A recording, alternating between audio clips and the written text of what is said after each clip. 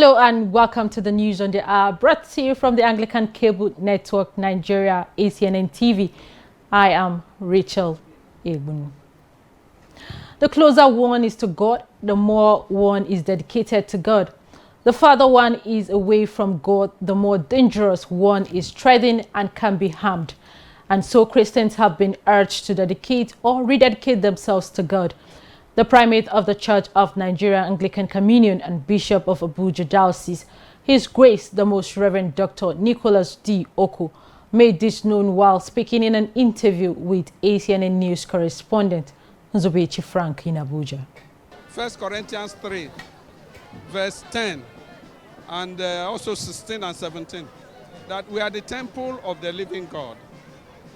So the closer we are to God, the more we are dedicated to Him. The farther you are away, the more dangerous one is treading, and one can be harmed and can die in sin. So it is my pleasure to invite all to also dedicate themselves, so that when you are dedicated, your prayers will be easily answered. The Dean of the Cathedral Church of Holy Trinity, Texas, the Venerable Chukwuma Obadinobi, has lamented over the poor state of the nation, Nigeria, where the wealth of the nation is in the hands of a few individuals who controls the economy of the country. According to him, crimes such as kidnapping and armed robbery arose because of hunger and frustration, adding that for the country to develop as other nation, the people must come together and discuss the way forward as the country celebrates another independence. These guys in power, they have kidnapped the economy of the nation, and it's just few of them kidnap the economy of the nation. The rest of the people are begging. And I mean, if a hungry man is an angry man, and if you become angry, there is nobody knows what an angry man will do. So even the question of kidnapping is because of the elites that have kidnapped the economy of a nation of 200 million. And look at where we are today.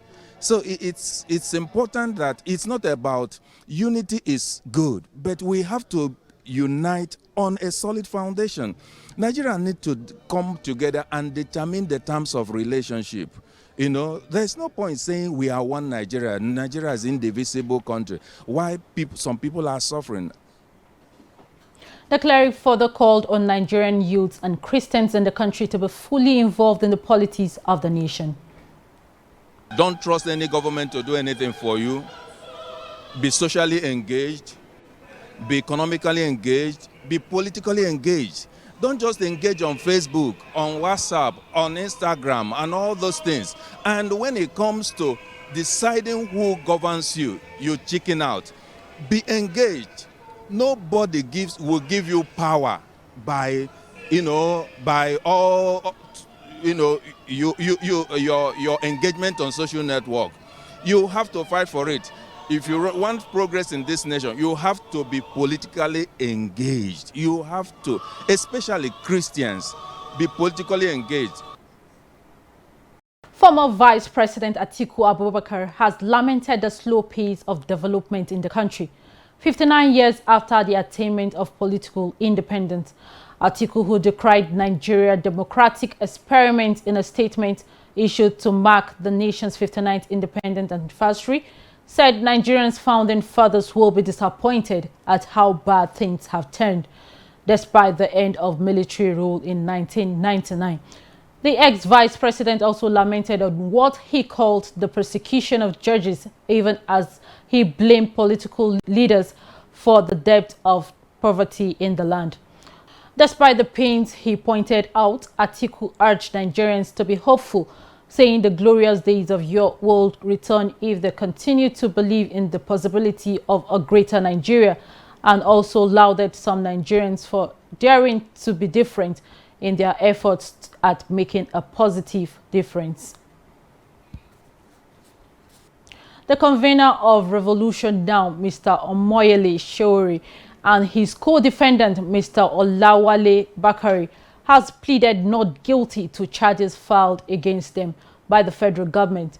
The duo was brought to the court by operatives of the Department of State Services, DSS, and is arraigned by the federal government on 7 charges bordering on an alleged conspiracy to commit treason, money laundering, and insulting the president, among others. However, counsel to Sowore and senior advocate of Nigeria, Mr. Femi Falana, were absent in court. There was a sporadic gunshot at the Bayelsa House of Assembly, which disrupted the plenary by lawmakers. The gunshot followed expectation that the Speaker of the Bayelsa State House of Assembly, Tony Isena, will resign following pressure mounted on him by some People's Democratic Party leaders to quit his position ahead of the November 16th governorship election. Hints about the Speaker's resignation made the rounds on Friday, September 27th, with sources claiming that Mr. Isena made the decision as to absolve himself of any blames should the PDP by any chance fail in the forthcoming election. A former governor of Oyo State, Senator Abiola Ajimobi, has called for sacrifice on the part of the leaders and the citizens towards ensuring the development of the country. The former governor made the call shortly after being honored by the Catholic Archdiocese of Ibadan. He was among those who bagged meritorious award at a ceremony held at St. Mary's Cathedral, Oke Padre in Ibadan, which was part of activities marking the 70th birthday of Reverend Gabriel Abegunrin, the Bishop of the Archdiocese. We now go on a short break. News on the hour will continue after. Stay with us. Getting the best hospitality and affordable luxury is what we guarantee at our guest houses right in the heart of Abuja.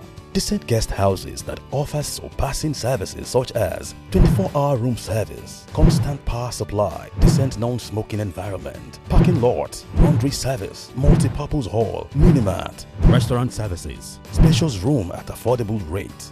For reservation, book online at www.anglicanguesthousesabuja.com or locate us at All Saints Guest House, 29 Tamale Street, Wuse Zone 3, Abuja. Telephone 0806 699 5823 or 0805 285 5092 or Church Guest House, 24 Douala Street, Wuse Zone 5, Abuja. Telephone 0816-860-7024 or 0805-677-3815. Welcome back. Thanks for staying tuned. For more on our top stories, please visit our website at acnntv.com or youtube.com/ACNNTV. And to be up to date with our news and other programs, download the ACNN app for Android from Google Play Store.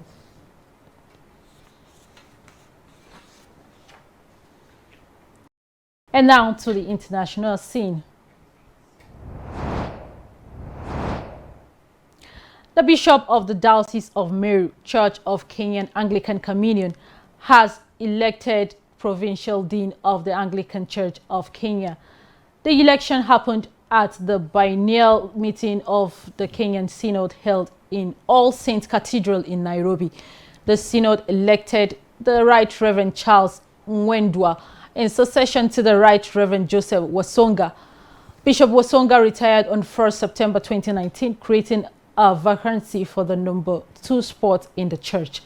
According to the provincial website, the new provincial dean is a sitting bishop elected by the standing committee of the Provincial Synod from a list of bishops recommended by the House of Bishops. He acts as the archbishop when the primate is absent from the church or is incapacitated by illness or any other cause from carrying out his duties.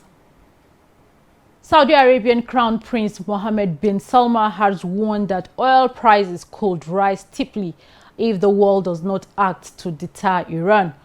Mohammed bin Salman said failure to act could embolden Iran and lead to war, which he said would ruin the global economy following an attack on oil facilities, which he blames on terror. Reacting, the Iran said the prince's remark would bring the Saudis nothing but shame. The prince also said he accepted some responsibility for journalist Jamal Khashoggi's killing because he is the heir to the Saudi throne, but denied personally ordering it.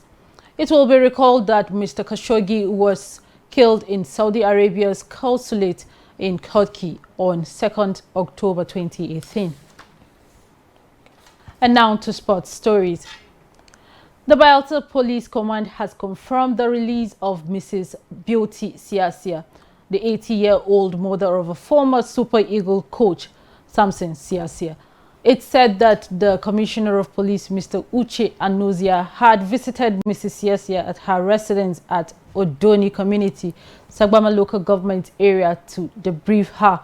The police disclosed this in a statement issued in Yenagoa by the police public relations officer in the state, Mr. Asimni Buswet, and made available to newsmen. Mrs. Beauty Siasia was abducted in her country home in Adoni Community, Sagbama Local Government Area of Bayelsa State. The statement said that the victim was in a stable condition and had volunteered useful information that will assist the police in their investigation. Dinah Asher-Smith became the first British woman to win an individual World Championship sprint medal in 36 years, as she claimed silver in the 100 meters final with Shelley Ann Fraser-Pryce taking gold.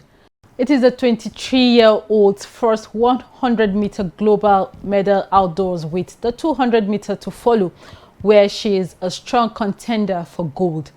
Jamaica's Fraser-Pryce, 32, powered to 10.71 seconds in Doha for her 8th world title, while Asher-Smith's 10.83 is a new British record. Enyimba have been dumped out of Camp Champions League by Sudan's Al Hilal after a 1-0 victory in Omdurman. Al Hilal won the contest 1-0 on aggregate after both teams battled to a goalless draw in the first leg in Aba. The 8th-time Nigerian champions adopted a defensive strategy going into the game and probably hoped for goal from breakaway moves. The hosts scored the winning goal in the second half after either team failed to register a goal before the break, but Enyimba will now drop down to the CAF Confederation Cup playoffs following the loss, while Al Hilal advanced to the group stage. Enugu Rangers are another Nigerian team in the Confederation Cup, as the Flying Antelopes defeated AS Pelican of Gabon 4-3 on aggregate to seal their passage into the playoff. And that's it on the news on the hour. Thanks for watching. I am Rachel Ibunu.